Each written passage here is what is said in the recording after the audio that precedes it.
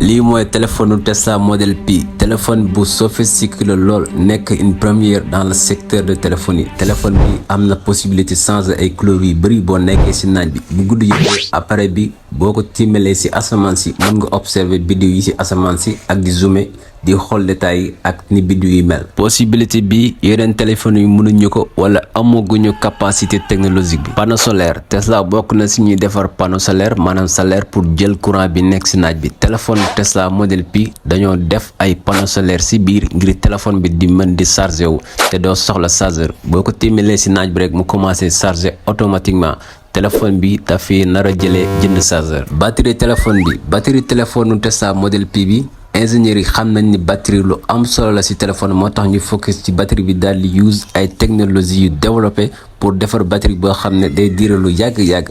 batterie téléphone Tesla bi mën nga ci seetaan ay film ak di ci jeu ak di naviguer ci internet bi te du gaaw a jeex. ginnaaw téléphone bi am na 4 caméra yu tax ngay jël photo ak vidéo yu leer naññi. kanamu téléphone bi am na benn caméra bu nekk ci kaw ci digg bi boo xam ne du feeñ booy jël selfie rek nga koy gis wala appel vidéo mooy affiché mooy bu téléphone bi tàkkee. téléphone Tesla modèle Pi dafay connecté wu ci satellite gu Starlink 24h/24 maanaam doo ñàkk ci connexion 24h/24 ndax connexion waa satellite waa Starlink lay utiliser. connexion boobu moo ëpp doole foofu sunu connexion réseau cellulaire yi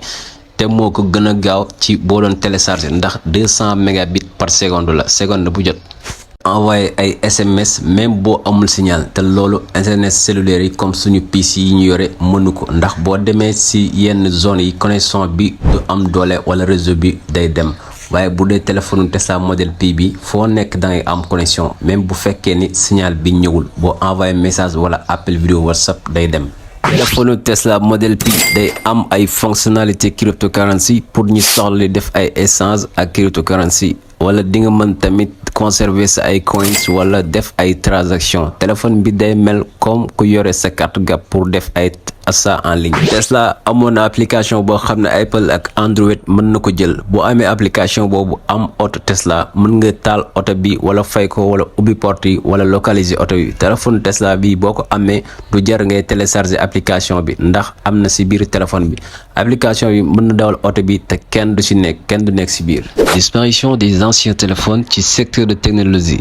bari jàpp nañ ne téléphone Tesla bi nar a génn bu génnee téléphone yëpp dinañ xewwi comme Samsung ak Apple extra ndax dafa nar a yëngal secteur de téléphonie bi yëpp ak nouvelle technologie très avancée yi mu am ci téléphone bi comme batterie bu baax bi te yàgg ak chargeur bi nga koy charger ci naaj bi sans jël chargeur ak connexion satellite bu gaaw ak cryptocurrency bi ngay def say échange ak say transaction ci biir téléphone bi di arranger wala businessman yëpp yi jëfandikoo crypto ci àdduna bi ak yeneen yu entreprise bi waxagul.